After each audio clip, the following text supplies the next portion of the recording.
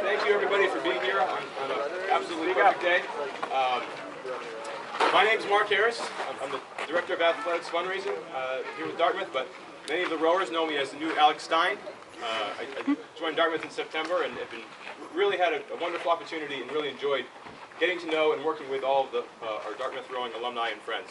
So thank you. A couple of dedications we're going to do, and then we'll get out in the water. But first, I want to introduce two of our three head coaches are here today. Coach Sean Healy from the lightweights and Wyatt Allen from the heavies. Coach, would you like to say a few words? I'm Wyatt Allen. I have the good fortune of being the heavyweight coach here. I just, first of all, I want to welcome you all back. I want to thank you for being here. We talk a lot with our current group about when you come here to row for Dartmouth, you're not only joining our team, our roster, you're becoming part of something bigger than that. And I think an event like this is a perfect example.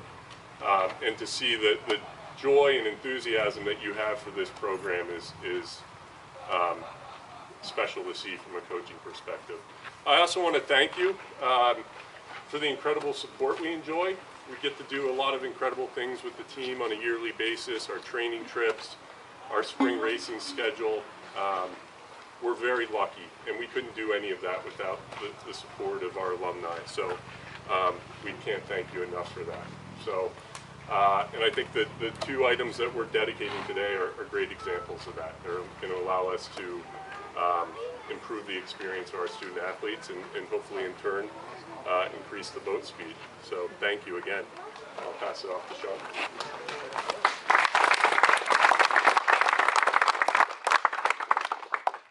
I'm the head lightweight rowing coach, and I'll just echo what Wyatt said.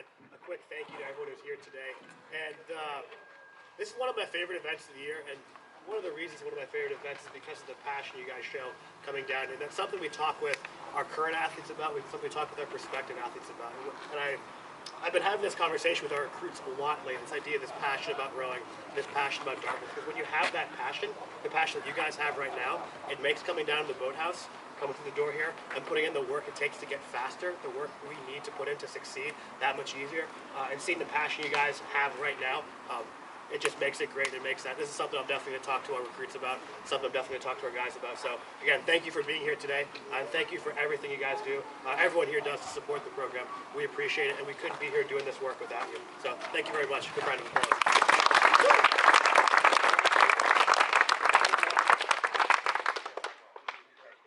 Thank you. So one of the great things you all know about Dartmouth is when you're in the reunion year, they come at you and they ask you to increase your support for the college. And you guys do that for the Dartmouth and Dartmouth College Fund, and you do that for the Friends of Rowing as well. And we've got a couple of class efforts we took on this year. I'd like to just bring up first with the 2011s. Just to give you some background, our Rowing Board of Stewards issues a challenge each year to the two youngest reunion classes. What they basically say is, we'll match every dollar that those two reunion classes give, whether it's to a shell or a boat, or just to the Friends of Rowing. We want everyone to understand that this means something and make it more special to do in the reunion years. And so all the dollars raised by the 2011s this year were matched 3-1. We challenged them to set the all-time fifth-year reunion fundraising record, and they did that. And so they raised $5,500.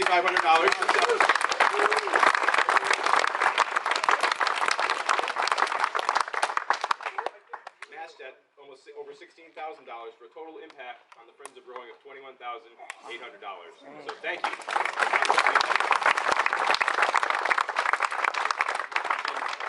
Kinsey Darbyshire, can you come up and just say a couple words on behalf of the class? And Allie Tercet, who are clearly ready to row. Always ready. Thanks for having us here, I guess. So we want to talk about why we really love our class, both as undergrads and then as alums, and then why we're excited about kind of the way that all this came together. So I think really across all the different teams, heavyweights, lightweights, and women, scrappiness really defined how we found success as undergrads. I think when we graduated on the heavyweight side, we had maybe one recruit out of 8 alums So we had a bunch of different walk-ons with lightweight team, similar, and women, I think, as well. So just always coming together, figuring out how to make it work, and seeing some really good results. And then when we graduated, everyone stayed pretty close. I mean, we talked about how 5 years goes by really fast, and I think that's true, but weddings, living in the same city, competing with each other, with all the other classes, with the Evergreen Boat Club. It's been a really big treat to stay together, to be close with all you guys, and so, yeah, very much excited to be here. See you all. And I think as soon as we talked to Mark, he was like, we can set a competition and you can try to beat the 08s. And like, the instant he said that, we were like, obviously we have to set the record and win. So as much as we love winning, I think we're excited too. Like, hopefully next year, we no longer have a record, because I think it's nice to just set this trend of trying to beat the prior years and really fundraise, as Quincy said. There's so many feelings here. I think, like, even as I walked in, I took like 15 photos already. So excited to be back. Thanks, Mark.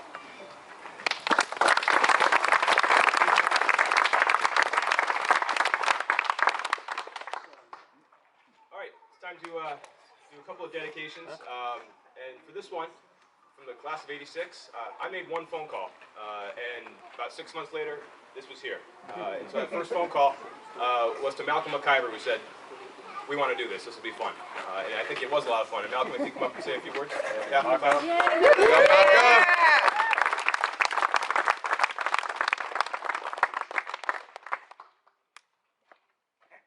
had to write this down because otherwise I forget what I'm going to say. So for the 86s, 5 years ago we had our 25th reunion, and we reached out to the team beforehand and said, how can we help you guys out? We'd like to do something for the program. And they said, it'd be super awesome if you guys could buy us a launch for one of our novice coaches. And the 11s, you did it. You did a great job. But they didn't know the 86s very well, because we ended up buying 3 launches, one for each of the novice coaches.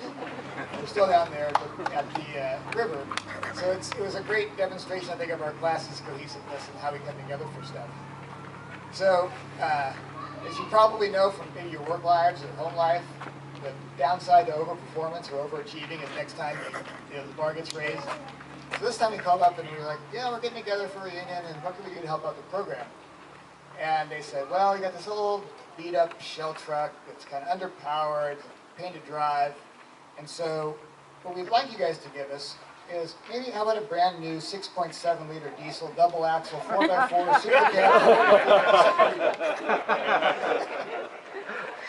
And we're like, yeah, we can do that. So we spent the next few weeks and months calling up people, and Dawn and Laura and Kit and I got together and emailed everybody and had, for the most part, just really very quick and ready and enthusiastic support for the campaign.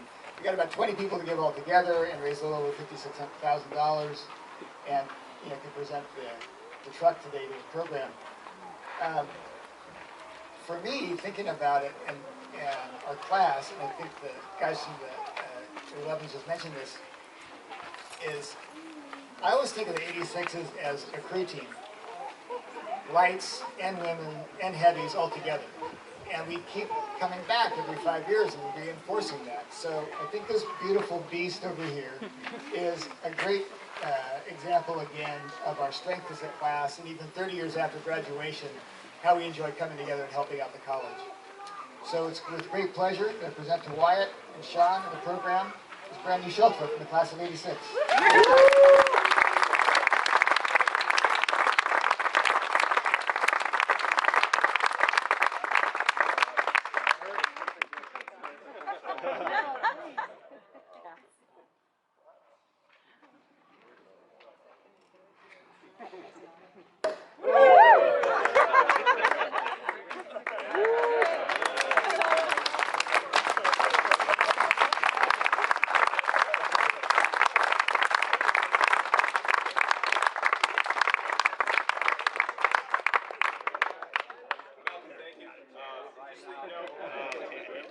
Money for this truck came in, it was north of $50,000.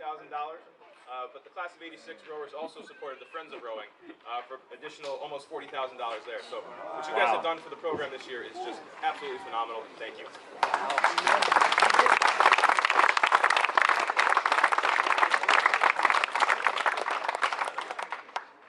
We have one more beauty dedicate today. From the 15th reunion cluster, the 2000s, the ones and twos. Frank Reynolds, come up and say a few words. Thank you. I too have written some stuff down, although nothing quite that specific. You know, I think it's obviously with very mixed emotions we're making this dedication today. You know, Adam was somebody who really embodied the very best of Dartmouth and of Dartmouth rowing. For Adam, you know, even as a child, he set lofty goals. Adam is from Waterbury, Vermont, and as a child, he knew he wanted to go to Dartmouth, and you know, made that pronouncement to his parents at a very young age, which I think was met with a certain degree of incredulity. But Adam, as he would continue to do, you know, proved them wrong, and you know, throughout his time at Dartmouth, I think that was a theme that continued. You know, first and foremost, he was a scholar. He was a cum laude graduate, which is, as we know, very impressive for a rower. I should say a heavyweight. Wow. Adam had a deep love of words and learning, though potentially guilty every now and then of the occasional malapropism. Good luck winning that argument. You know, personally, he had a goal to improve education in America, and he had a dream to become a headmaster, which he was a scholarship student at Deerfield, and I think that experience really drove him personally to excel here, but also in his career following Dartmouth. He was an outdoorsman, he loved nature, he loved water, but I think what we all remember him for is his ability to push beyond his own limits and to push everybody else in the boathouse to achieve. Adam had one of our top erg scores, but was probably 6'1" or 6'2", and you know, left everything he had, every single practice, every single time, and was not bashful about showing that. He could be theatrical at times. He was also somebody who could psych himself up to do just about anything, but occasionally was somewhat easy to manipulate. And you know, one story I remember, we were rowing at Canadian Henley, which we had won the prior summer, and Adam was not in that boat that particular time, but a number of us were. And you know, I sometimes viewed myself as somebody who could break the ice a little bit and relax the team. Although with Adam, that was a particularly difficult challenge because he did not respond to anything except intensity followed by more intensity followed by more intensity. So I joked with him that I thought this was actually going to be a pretty easy race, and that if he needed to, just let me know when I needed to go full pressure. Of course, resulted in him crushing a couple caffeine pills and then running wind sprints for the next 10 minutes with, you know, the most ferocious look on his face. Anyway, we won that heat pretty easily. But, you know, one of the other stories I was going to tell was, you know, that boat went on to go win Henley over on the Thames, and that was a phenomenal accomplishment. But I think, as I think about, you know, this launch and what it's going to mean on a daily basis, one of the other stories that I think really embodied that team, and you know, Adam was really a leader of that team. We had a scrimmage every year with Northeastern, and I remember going there sophomore year, walking into their boathouse. You know, they probably had 40 guys over, you know, 7 feet tall, and here I was a sophomore, and I don't know where Kermit and Ned are, but they were our two seniors. I think maybe one is over 6 feet tall. I'm not totally sure. No, okay, good. We walked into that boathouse and started to warm up. and then their army of goons walked in and, you know, sort of worked out very, very casually. And then we got on the water, and then we won the first piece by about a length, which, of course, we were sort of, you know, smiling. No smiles in the other boat, as you can imagine. And then the second piece, we won by, you know, probably a length and a couple seats, which then led their bowman to go on probably the most obscenity ridden tirade I've ever heard in my life. And then, you know, the third piece, of course, was just way, way, way over. But, you know, this was not a race. This was a practice, but, you know, everything was on the line. My senior year, Northeastern came here, and Northeastern that year, I think nearly set a course record at the head of the Charles. We never had a good head of the Charles race. I actually looked it up before I gave the speech. They beat Dartmouth by 22 seconds at the head of the Charles, and of course they row on the Charles. Anyway, they came here and raced against us, and we started probably about 2.5, 3 lengths ahead of them.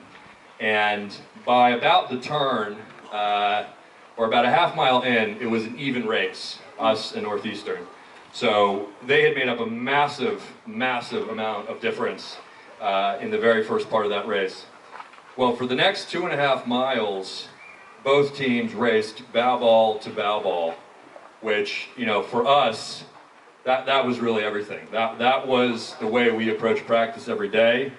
That was the grit, the determination, at a time when, you know, it was really all that, pride was really all that mattered.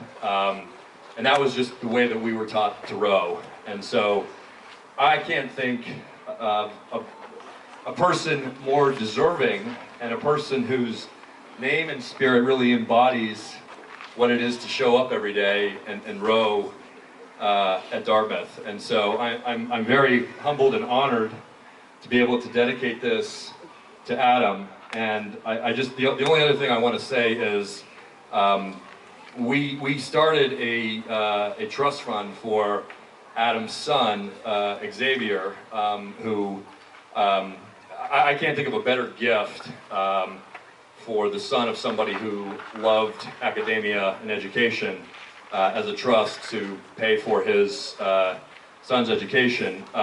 This group here came together, and I think in my, you know, my wildest dreams, I would have thought, you know, maybe we could raise $20,000. This group and some other groups came together. We've raised nearly $45,000. So I just think that speaks so well of the Dartmouth crew family, of Adam, what he meant to everybody, and the way that we've, you know, the way that we support each other and think about each other during difficult times. So.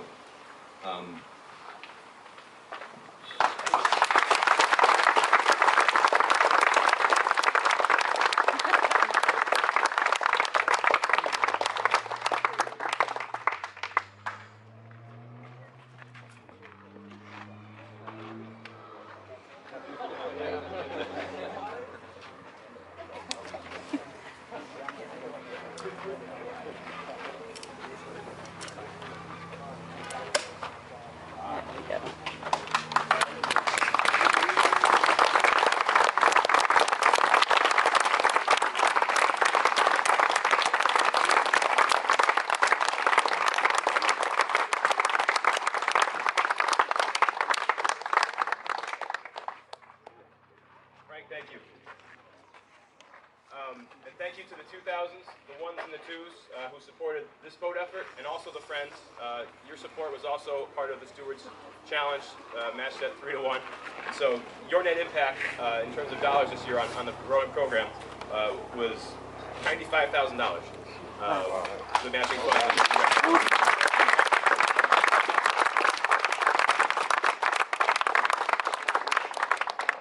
If anybody needs photos, we can get the 86s in front of their truck, and the 15 classes in front of